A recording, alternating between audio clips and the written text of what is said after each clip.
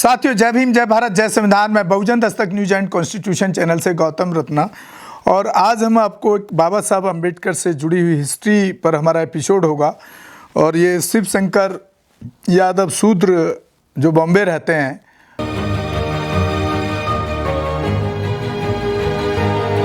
और एक बहुत इंटेलेक्चुअल हैं। हमेशा इस तरह के लेख सोशल मीडिया पे उनके आपको देखने को मिल जाएंगे, और ब्राह्मणवाद को एक बड़ी टक्कर देते हुए, और बहुत अच्छी वो लड़ाई ब्राह्मणवाद के खिलाफ लड़ते हैं। तो एक तो हम उनका भी धन्यवाद करना चाहते हैं, तो उनको भी बहुत बहुत धन्यवाद। तो शुरू करते हैं सर आज का एपिसोड। हमारे लेख पूरे देश में अम्बेडकरवाद को ख़त्म करने का जाने अनजाने में षड्यंत्र जो चल रहा है, पर कुछ वाद विवाद। बाबा साहब की पहली प्राथमिकता हिंदू धर्म के पाखंड को ख़त्म करना था, धर्म परिवर्तन नहीं। ये बिल्कुल सच बात है, क्योंकि बाबा साहब ने कालाराम मंदिर आंदोलन, महाड़ तालाब का पानी पीने का आंदोलन इसलिए चलाया था कि हिंदू धर्म में सुधार हो जाए। मैं अपने लेख के माध्यम से बहुजन चिंतन में मार्गदर्शन किया, किंतु मैं इतना अनुभवी भी नहीं हूँ और न आपके बराबर ज्ञान है। अपनी बुद्धि और विवेक के अनुसार मेरे मन में यह प्रश्न उठ रहा है, जिससे मैं आपसे जिज्ञासावश जानने का प्रयास भी है कि आप एक तरफ से अपने आप को शूद्र कहकर अप्रत्यक्ष रूप से ब्राह्मण विचारधारा को ढोने का कार्य कर रहे हैं, और दूसरी तरफ अधूरी जानकारी मूल निवासी कॉन्सेप्ट पर प्रश्न चिन्ह उठा रहे हैं। आप स्वयं असमंजस में हैं कि विचारधारा किसकी है, बाबा साहब की या मनुवाद की है। शूद्रा शिव शंकर सिंह जो बॉम्बे रहते हैं, मैं बता चुका हूँ। बाबा साहब जिंदगी भर शूद्र रहकर ब्राह्मणवाद के खिलाफ संघर्ष करते रहे, वही मैं भी कर रहा हूँ। ये जवाब दे रहे हैं शिव शंकर साहब। मान्यवर बाबा साहब अछूत थे, और उन्होंने बौद्ध धर्म अपनाकर हिंदू अथवा ब्राह्मणवाद के मुंह पर तमाचा मारा था। आप भ्रमित हैं। बाबा साहब के वॉल्यूम पढ़ने का कष्ट करें। यह कहते मुझे अच्छा नहीं लग रहा है कि आप जैसे योग्य व्यक्ति के ऐसे विचार हो सकते हैं, तो आम जनमानस की क्या स्थिति होगी। शूद्रा शिव शंकर सिंह हिंदू धर्म में सुधार लाने के अथक प्रयास के बाद असफल होते हुए, जब बाबा साहब हिंदू धर्म में सुधार नहीं कर पाए, जिस तरह मैंने बताया आपको कालाराम मंदिर का आंदोलन, तो 1935 में एवला कॉन्फ्रेंस में दुखी होकर कहा था कि मैं हिंदू धर्म में पैदा हुआ, यह मेरे बस में नहीं था, लेकिन मैं हिंदू धर्म में रहकर मरूंगा नहीं, ये मेरे बस में है। इतना दुखी होने पर भी उसी समय हिंदू धर्म को त्याग कर उन्होंने बौद्ध धर्म क्यों नहीं ग्रहण किया, क्योंकि उस टाइम नहीं किया उन्होंने। ज़िंदगी के अंतिम क्षणों 15 अक्टूबर 1956 यानी करीब 21 सालों तक हिंदू धर्म के पाखंड और अंधविश्वास के खिलाफ लड़ते रहे, सुधार करने की कोशिश करते रहे, सुधरने का इंतजार भी करते रहे। बौद्ध धर्म ग्रहण करने के बाद भी हिंदू धर्म को सुधारने के लिए संविधान में भी ब्राह्मणवाद के खिलाफ प्रावधान देकर चले गए। हिंदू कोड बिल उसका उदाहरण है। अंतिम क्षणों तक बाबा साहब की पहली प्राथमिकता हिंदू धर्म से ब्राह्मणवाद को ख़त्म करना था, सिर्फ धर्म परिवर्तन उनका मकसद नहीं था। बिल्कुल राइट बात है। अंतिम क्षणों परिनिर्वाण दिवस 6 दिसंबर 1956 में धर्म परिवर्तन बाबा साहब अपने लिए, खुद के लिए नहीं बल्कि समाज के लिए बौद्ध धर्म अपनाने के लिए एक दिशा निर्देश दिए, और अपनी प्रतिज्ञा को भी पूरा किया। यही अम्बेडकरवादियों को समझ में नहीं आता है और मेरा विरोध करते रहते हैं। इसलिए हिंदू धर्म और मजबूत हो रहा है। बौद्ध धर्म को मजबूत बनाने, उनमें वैज्ञानिक सोच पैदा करने और उसे टिकाऊ रखने के लिए उनका भी मत था कि पहले हिंदू धर्म की बुराइयों से निजात पाएं। पहले शिक्षा, बाद में दीक्षा। अगर यही शिक्षा मिल गई तो दीक्षा की जरूरत ही नहीं पड़ेगी। यही हमारा मिशन है। इस विषय पर जानकारी के लिए बाबा साहब के द्वारा दिया गया संदर्भ यहाँ प्रस्तुत कर रहा हूँ। बाबा साहब ने कहा था, हिंदू धर्म कोई धर्म नहीं बल्कि राजनीति है। हिंदू धर्म जो पुराने ब्राह्मण धर्म का ही एक नया नाम है, कोई धर्म नहीं है। बल्कि वैसे ही जैसे चरित्र वाली एक राजनीतिक विचारधारा है, जैसे कि फांसीवाद अथवा नाजीवाद की विचारधारा, और यह विचारधारा पूरी तरह लोकतंत्र प्रजातंत्र विरोधी है। अगर हिंदू धर्म को स्वच्छंद और बेलगाम हो जाने दिया गया, और हिंदू बहुमत होने का मतलब तो यही है, तो यह उन लोगों की तरक्की के लिए एक मुसीबत सिद्ध होगा जो हिंदू धर्म के दायरे से बाहर हैं या जो हिंदू धर्म की विचारधारा के विरुद्ध हैं। यह अकेले मुसलमानों का ही दृष्टिकोण नहीं है, यही दृष्टिकोण दलित बहुजन वर्गों का भी है और गैर ब्राह्मण का भी है। ये बाबा साहब अम्बेडकर का कहना है। Doctor Ambedkar 27 February 1942। Writing and speeches खंड 17 भाग 2 पृष्ठ संख्या 324। बाबा साहब के द्वारा जो वॉल्यूम लिखे गए, जो 22 किताबों के रूप में हैं, उनमें से एक का उदाहरण यहाँ दे रहे हैं। उम्मीद है अम्बेडकरवादी बहुजन या मूल निवासी भी मेरे मिशन को समझने का प्रयास करेंगे। धन्यवाद।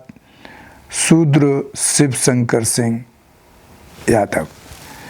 तो साथियों, काफ़ी अध्ययन वो शिव शंकर जी करते हैं, और मैं समझता हूँ कि ये इस लेख में थोड़ा कुछ कड़वापन ज़रूर महसूस होगा, जो बाबा साहब को पूरी तरीके से समझ चुके हैं।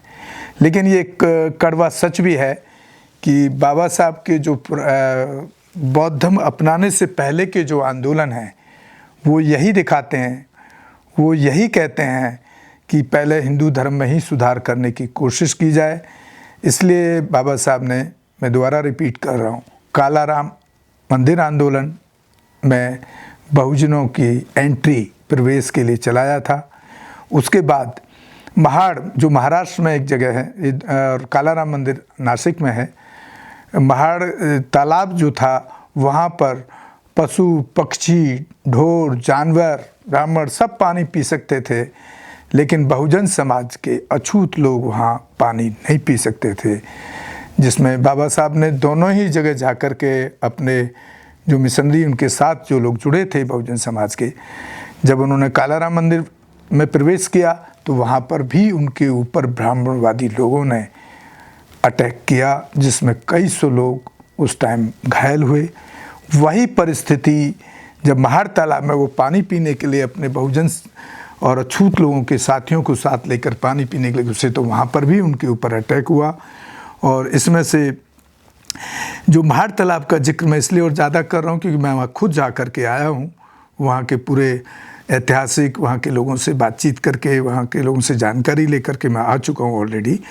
और उसके साथ ही महाड़ तालाब के साथ ही वहाँ एक जगह और है, अगर आप कभी साथियों में से कोई बाबा साहब के जहाँ ये पानी का आंदोलन किया जिस तालाब में, वहाँ जाएं तो बिल्कुल उसके साथ ही सटी हुई लगभग 500 मीटर के दायरे में एक जगह है जिसको क्रांति भूमि कहा जाता है, और जो हमारे बहुजन समाज के लोग नहीं जानते हैं उस क्रांति भूमि का इतिहास, बहुत कम जानते हैं, पूरा इतिहास नहीं जानते, छोटे तौर पर जानते हैं कि बाबा साहब ने मनुस्मृति को जलाया।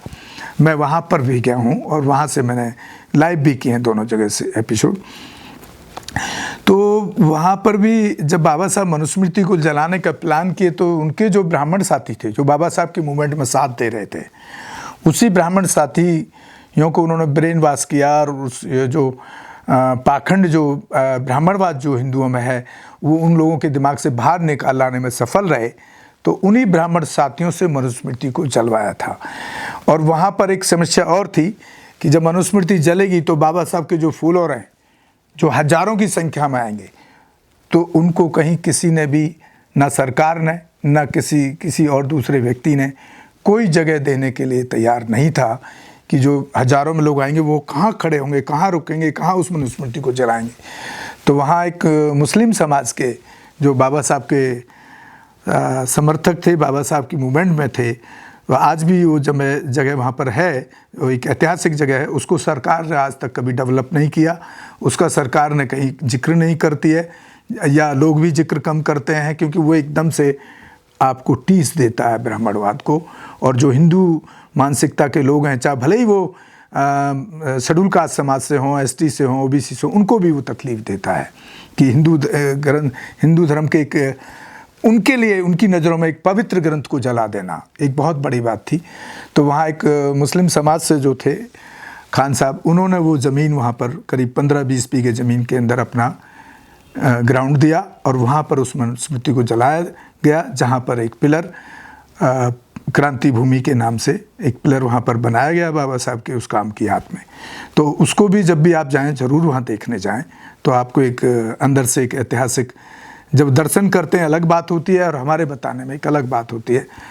जब आप ऐसी जगह जाते हैं तो आपको अंदर से वो इमोशनल करती हैं कि आप बाबा साहब के रास्ते पे चलने का काम करें।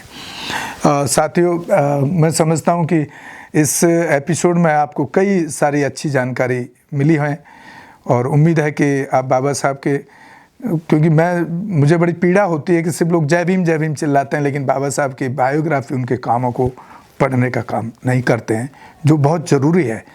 वही जब तक आप पढ़ेंगे नहीं, जब तक आपके अंदर समाज के लिए काम करने की टीस तो पैदा नहीं होगी।